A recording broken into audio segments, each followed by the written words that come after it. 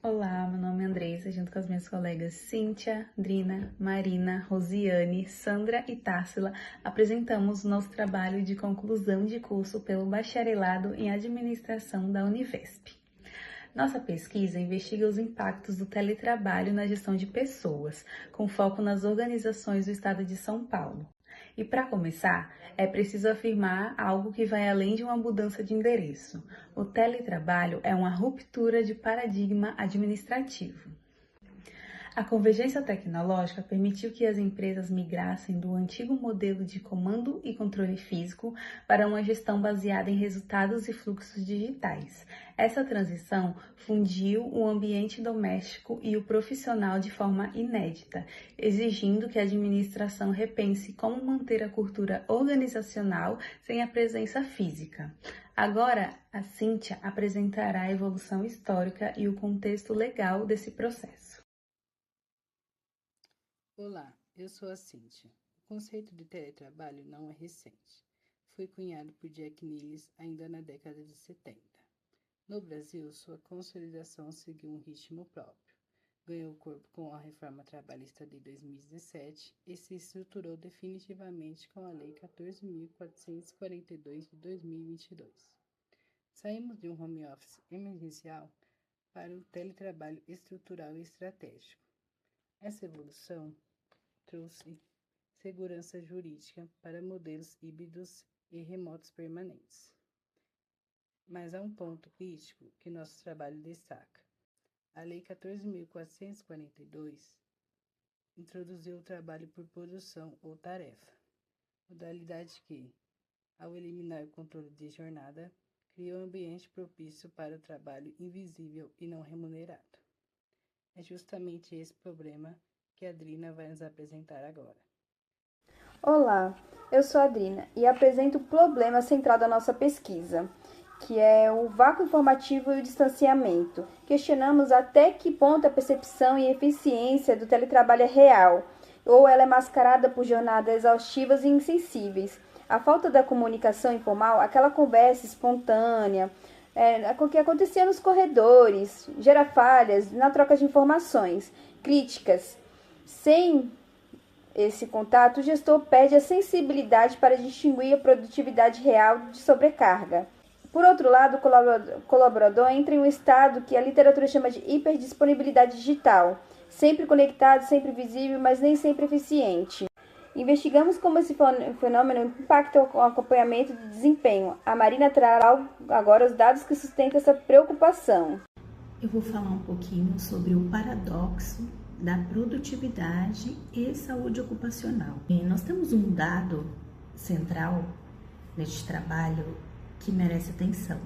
O relatório da Organização Internacional de Trabalho de 2021 revela que trabalhadores têm 48% mais probabilidade de trabalhar além da jornada legal em comparação com trabalhadores presenciais. Esse número expõe o seguinte paradoxo: a economia de tempo que o trabalhador de São Paulo ganha ao não enfrentar o trânsito está sendo convertida com frequência em mais trabalho e não em descanso.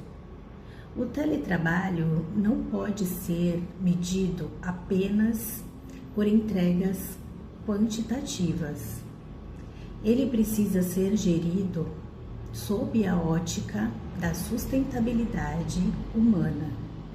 Para explicar como esse excesso de trabalho se disfarça de eficiência, a Rosiane apresentará o conceito que é o eixo analítico original do nosso trabalho. Olá, eu sou a Rosiane Santos, do Polo de Santana de São José dos Campos, São Paulo. Eu vou falar sobre a fundamentação teórica, o ciclo da falsa eficiência produtiva.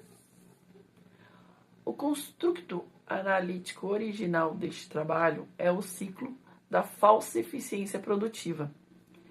Ele é sustentado por um estudo longitudinal de Gibbs, Mengel e Neckermann, de 2021, com mais de 10 mil funcionários que documentam um dado revelador. A adoção do teletrabalho resultou em um aumento de 18% nas horas trabalhadas, combinado com a redução de 8 a 19% na produtividade por hora. Esse ciclo opera em 4 etapas interdependentes. Primeiro, a dissolução das fronteiras entre trabalho e vida pessoal. Depois, a extensão informal da jornada não registrada. Em seguida, as métricas capturam um ganho aparente de curto prazo. E, por fim, a fadiga acumulada colapsa o desempenho real em burnout ou queda criativa. É uma eficiência ilusória que consome o capital humano de dentro para fora. A Sandra apresentará agora o rigor metodológico que utilizamos para identificar esse padrão. Sou Sandra, Univesp, Polo de Cubatão, responsável pela metodologia. Para fundamentar esse trabalho com rigor acadêmico, utilizamos a abordagem qualitativa, exploratória e descritiva, operacionalizada por revisão bibliográfica e análise documental seguindo o protocolo PRISMA. Partimos de 85 estudos identificados na base Google Acadêmico e Cielo. Após a remoção de duplicatas e triagem por títulos e resumos, chegamos a 34 textos lidos na íntegra. A análise final inclui 20 estudos publicados entre 2017 e 2026, organizadas em 4 categorias: comunicação interna, acompanhamento de desempenho, liderança e engajamento. O diferencial do nosso método foi identificar um padrão transversal a todas as categorias. A tendência organizacional de tratar o teletrabalho como mudança logística, ignorando a transformação nas relações de coordenação e cuidado que sustenta o desempenho real. Essa miopia gerencial é o terreno da falsa eficiência. A Társila apresentará a ferramenta que desenvolvemos para que as organizações superem este problema. Eu sou a Tarsila e, conforme apresentado pelas minhas colegas, encontramos na literatura um dado preocupante. As empresas estão adoecendo no teletrabalho, devido a uma miopia gerencial que tem confundido a sobrecarga com eficiência. Mas o papel da administração não é apenas diagnosticar a crise. O nosso papel é propor soluções estruturadas e mensuráveis. O produto final deste trabalho é o DIGET-T, que é o Diagnóstico de Eficiência e Gestão no Teletrabalho. Foi um instrumento criado que está estruturado em 5 blocos analíticos, 13 indicadores mensuráveis em escala de 1 a 5. Os blocos eles cobrem a comunicação interna, avaliação de desempenho, jornada e bem-estar, liderança remota e engajamento e cultura. O resultado classifica em 3 zonas de risco. De 13 a 26 pontos, a empresa tem um alto risco, com necessidade de intervenção imediata. De 27 a 46 pontos, é um risco moderado. E de 47 a 65 pontos é uma gestão sustentável. Para a percepção em dados acionáveis, o DIGET-T opera em 13 indicadores mensuráveis, avaliados em uma escala de Likert de 1 a 5 pontos, com um teto de 65 pontos possíveis. A precisão do diagnóstico é garantida por 3 faixas matemáticas de classificação de risco. De 13 a 26 pontos, como eu já falei anteriormente, ela gera um alto risco. Sendo assim, apresenta que existe um alerta máximo que indica uma intervenção imediata na cultura e nos processos internos da empresa, né? De 27 a 46 pontos é um risco moderado. É uma zona de atenção, onde alguns ajustes sendo feitos de forma preventiva evitam um adoecimento organizacional. E de 47 a 65 pontos é onde a gente quer chegar, né? Uma gestão sustentável, com um cenário ideal, onde a eficiência e o bem-estar do colaborador, junto com a gestão, consigam caminhar num perfeito equilíbrio. Com o DIGET-T, a administração ela substitui o palpite pela métrica e assim ela vai estruturando a saúde do teletrabalho.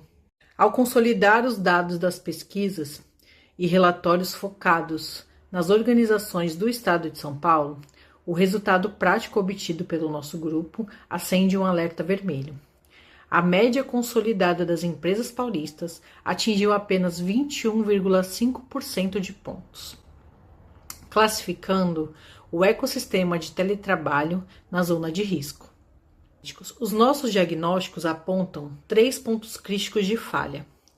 Em primeiro lugar, vem a jornada e bem-estar, uma pontuação média e crítica entre 1,4, que foi impulsionada pela quase total ausência de barreiras entre vida profissional e vida pessoal, juntando com a falta de incentivo nas pausas. Então a pessoa está lá trabalhando, só que não tem o incentivo de ter uma pausa e acaba ficando sobrecarregada. Em segundo lugar, ficou o acompanhamento de desempenho, com uma média de 1,8 pontos, que é o reflexo das lideranças que visam monitorar o tempo de tela e não avaliar quais são as entregas reais. Em terceiro lugar, ficou a comunicação interna, com 2 pontos de média, onde evidenciou que a formalização excessiva de canais virtuais destruiu a comunicação espontânea entre as pessoas, acabou atrapalhando esse conhecimento que vem perante essa troca espontânea. Em contrapartida, gerou uma sobrecarga nas reuniões virtuais. Concluímos que o teletrabalho no estado de São Paulo é uma realidade definitiva. No entanto, a nossa pesquisa revelou que muitas organizações ainda o gerenciam sobre uma miopia logística, tratando o trabalho remoto apenas como redução de custos de escritório. A falsa eficiência produtiva apresenta ganhos de produtividade ilusória que, na verdade, são sustentadas por sobrecarga, fadiga e horas extras invisíveis. Os nossos resultados comprovam que a comunicação interna foi o pilar mais profundamente afetado, pois a perda das trocas informais gerou um silenciamento das relações, exigindo que as empresas planejem a comunicação com muito mais intencionalidade. No acompanhamento do desenvolvimento, vimos uma transição necessária. A antiga supervisão física e visual está sendo substituída pela gestão baseada em resultados e entregas de valor. No centro disso está a liderança remota, que precisa migrar do papel de fiscalizador de tela para o de facilitador, focando na construção de confiança mútua e suporte às equipes. Apoiadas em dados científicos robustos, provamos que os ganhos iniciais de produtividade celebrados por muitas empresas paulistas, na verdade, são uma ilusão sustentada por horas extras invisíveis e não remuneradas. E para combater essa miopia, criamos o DigitT, pois ele oferece uma contribuição dupla. A acadêmica, que vem para traduzir os conceitos complexos em métricas reais para realizar as pesquisas futuras, e a prática, que ao entregar aos profissionais de recursos humanos de São Paulo um mapa de navegação, vem para intervir e construir ambientes de trabalho saudável. Mais do que uma métrica, entregamos uma ferramenta prática para que os gestores de RH avaliem a real sustentabilidade do teletrabalho em suas organizações. Acreditamos que o teletrabalho eficiente só é sustentável quando equilibra um desempenho corporativo e saúde humana. Como limitações, reconhecemos o caráter teórico do nosso estudo, o que abre uma excelente agenda para pesquisas futuras focadas na validação prática do DigitT, diretamente em campo. Por fim, em nome do nosso grupo de administração, composto pela Andressa, Cíntia, Drina, Marina, Rosiana, Sandra e eu, agradecemos profundamente ao orientador Gilvan e à banca examinadora pelas avaliações e contribuições. O nosso muito obrigada.